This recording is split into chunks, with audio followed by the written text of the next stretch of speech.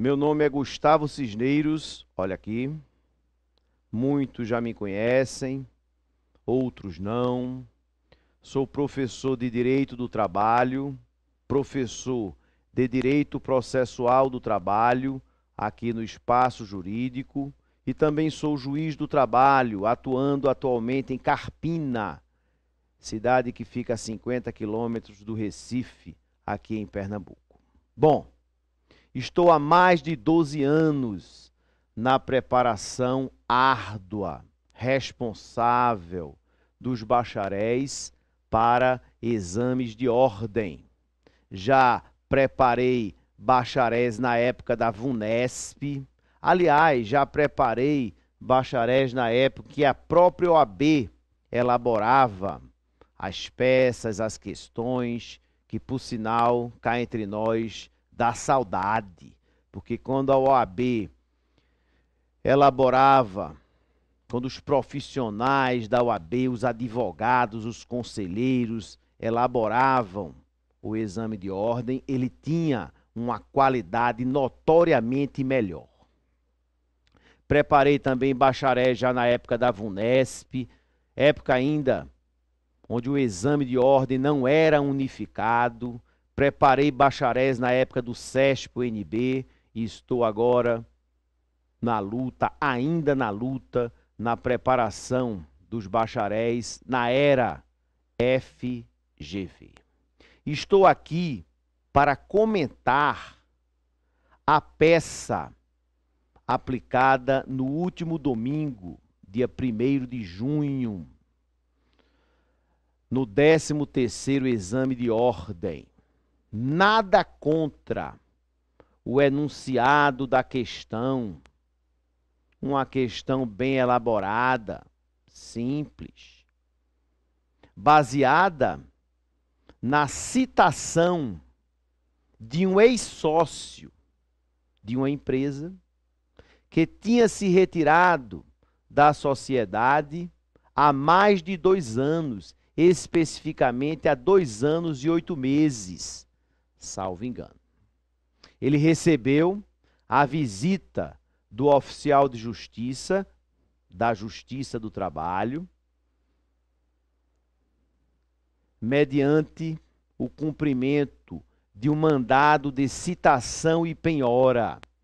E passadas as 48 horas, previstas no artigo 880 da CLT, o oficial de justiça retornou à residência do ex-sócio e penhorou o seu imóvel. E a questão dizia claramente que era o único imóvel de sua propriedade, onde ele morava com a filha, já que era viúvo. Então nós temos aí 2 pontos importantíssimos, 2 itens, 2 fatos de alta relevância. O primeiro, o fato dele já ter se retirado da sociedade há mais de 2 anos. E o Código Civil, lá no artigo 1003, lá no artigo 1032, o Código Civil prevê que essa pessoa, ela não tem mais qualquer responsabilidade. E eu nem vou discutir a opinião de juízes do trabalho, porque eu também sou juiz do trabalho e tenho a minha posição a respeito da possibilidade ou não de esse ex-sócio ser responsabilizado. Porque essa possibilidade de responsabilização do ex-sócio não fazia parte da questão. Afinal de contas, a FGV, que elaborou a peça, colocou o bacharel na qualidade de advogado contratado pelo ex-sócio, que foi incluído na execução mediante decisão de desconsideração da pessoa jurídica, lá com fulcro no artigo 50 do Código Civil. Então, se esse ex-sócio vai ter ou não responsabilidade, caberá ao juiz do trabalho adotar o seu posicionamento. Se ele vai seguir a previsão contida no Código Civil ou se ele vai seguir até uma tendência majoritária na jurisprudência trabalhista de que é manter a responsabilidade da pessoa, mesmo ela tendo se retirado da sociedade há mais de 2 anos. Mas esse assunto não integrava a resolução da peça. Claro que na qualidade de advogado do ex-sócio, o bacharel no exame de ordem, no 13º exame de ordem, tinha que defender a aplicação dos artigos do Código Civil. E os meus alunos fizeram isso. Disseram que a execução não poderia se dirigir ao seu cliente. Também exploraram na peça a impenhorabilidade do bem de família, citando a lei específica. Pois muito bem. O dilema que me levou a gravar este vídeo, o dilema reside no nome da peça. E para mim, essa peça chama-se embargos. Embargos. Embargar significa impedir, bloquear um determinado fato. A intenção do advogado do ex-sócio é embargar a execução. Nada contra o uso dos embargos à execução, tendência inclusive majoritária. Afinal de contas, depois da citação, o ex-sócio passou, mesmo se considerando parte ilegítima, à luz de uma lei federal, o Código Civil Brasileiro, ele vai opor embargos à execução, até mesmo porque o juízo está garantido. E para isso ele tem 5 dias, nos termos do artigo 884 da CLT. Essa peça, embargos à execução, foi a peça apontada como correta pela FGV no padrão de resposta, padrão provisório. Porque em muitas situações, a própria FGV e também na época o CESP, a VUNESP, alteraram esse padrão provisório. Porque ninguém é dono da verdade, principalmente no mundo do direito. E eu quero só lembrar que a FGV, nesse padrão provisório, divulgado na noite do dia 1º de junho, domingo, indicou embargos do devedor, que é a expressão usada pelo CPC. Ok. Embargos do devedor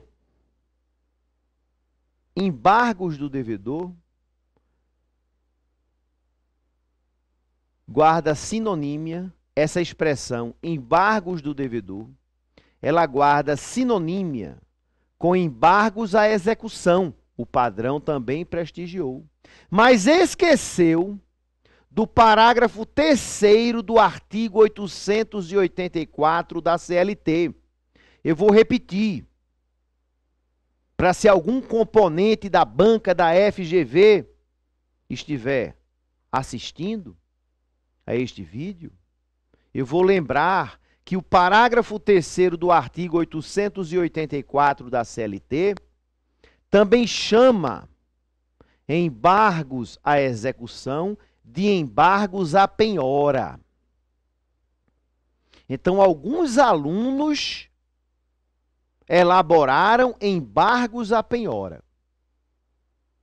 E a expressão embargos à penhora também guarda sinonímia com embargos à execução, que também guarda sinonímia com embargos do devedor. São três denominações idênticas: embargos à execução, embargos do devedor, embargos à penhora. E a culpa não é minha se essas três expressões estão na nossa legislação processual. A culpa também não é da FGV. A culpa está nesse samba, nessa bagunça da nossa legislação processual. Então, cabe à FGV, primeiro ponto, esclarecer que há sinonímia entre as expressões embargos do devedor, embargos à execução e embargos à penhora. Eu vou só repetir. Os embargos à penhora são citados no artigo 884, parágrafo 3º, o mesmo artigo que trata de embargos à execução. E na época o legislador não quis ser redundante e criou um tertio gênius, criou uma terceira expressão. Quando o legislador, ele tem obrigação de ser redundante, para evitar distorções como a desse tipo. Então é o primeiro ponto a ser data máxima vênia modificado no padrão provisório de resposta. O segundo, imperdoável, da mesma forma. No padrão, a FGV não prestigiou o uso dos embargos de terceiro. Afinal de contas, o ex-sócio, apesar de ser citado em face da desconsideração da pessoa jurídica e ter sido incluído no polo passivo da execução, ele se considera parte legítima para figurar nesse polo. E isso é matéria de ordem pública. E digo mais. Está em jogo, está em discussão a impenhorabilidade absoluta do bem de família, já que o vínculo empregatício em questão não é de natureza doméstica, que seria aí uma exceção. Várias decisões apontam no sentido de que há sim legitimidade ativa para ex-sócio opor embargos de terceiro nesse tipo de situação. Coloquei diversas no Facebook. Gustavo Cisneiros 2. Tudo com I. Cisneiros. E S no final. 2. Várias decisões. Algumas, inclusive, eu trouxe aqui. Decisão do TRT da 15ª Região de 2009. Agravo de petição, embargos de terceiro, oposição por ex-sócio da empresa executada, legitimidade de parte. Ex-sócio de empresa executada que venha a ser incluído no polo passivo da ação por força da desconsideração da pessoa jurídica, é parte legítima para opor embargos de terceiro. Relator, desembargador federal do trabalho José Pedro de Camargo Rodrigues de Souza.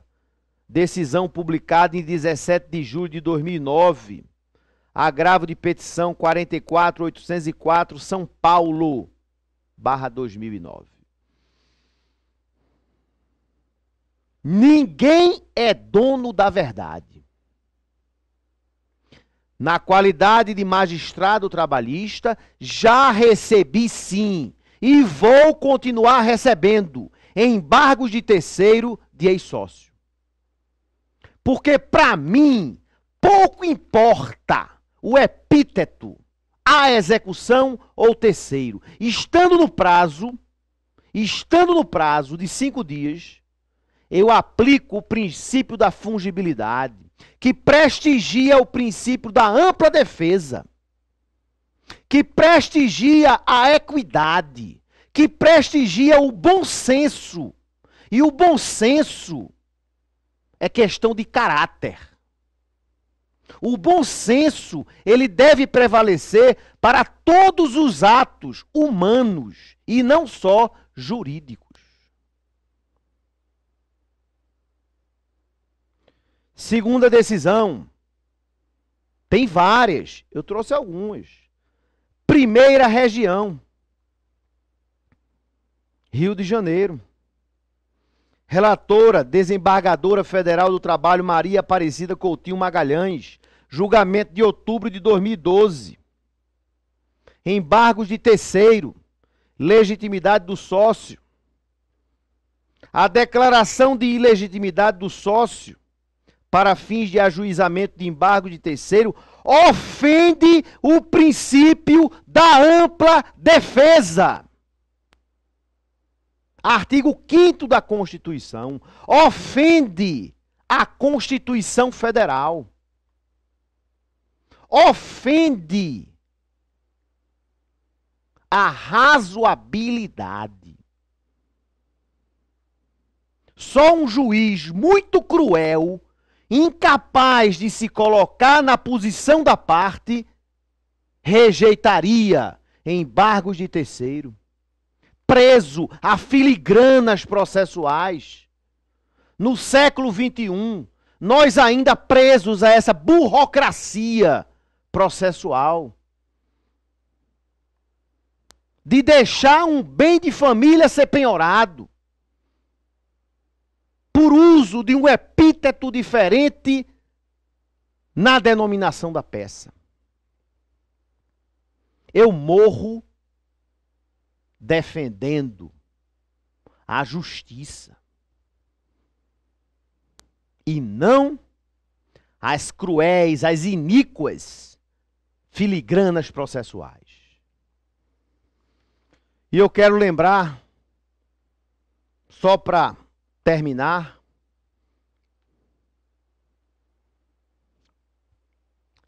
que o doutor Alexandre de Souza Agra Belmonte, então desembargador federal do trabalho do TRT da primeira região, ele integra a banca examinadora do exame de ordem, do 13º exame de ordem. Doutor Alexandre de Souza Agra Belmonte, a que eu tenho profunda admiração, um magistrado de alta categoria, e na decisão do processo 29400-29400, dígito 81, de 2009, ele, na qualidade de desembargador do TRT da primeira região, atuando na 6ª turma, ele admitiu a legitimidade do ex-sócio para opor embargos de terceiro e levantou na sua brilhante decisão a importância soberana do princípio da ampla defesa. E eu só peço ao doutor Alexandre de Souza Agra Belmonte, a quem eu tenho profunda admiração, um magistrado inatacável, eu só peço que ele converse com os seus colegas da banca examinadora, mostrando que a razoabilidade, que o bom senso, que a justiça devem prevalecer em todas as esferas, seja na esfera judicial, seja na esfera administrativa, ou seja, na correção da peça do 13º exame de ordem na área trabalhista. Eu rogo para que o bom senso prevaleça. É esse o meu pedido. Fiquem com Deus e obrigado mais uma vez pela paciência e atenção.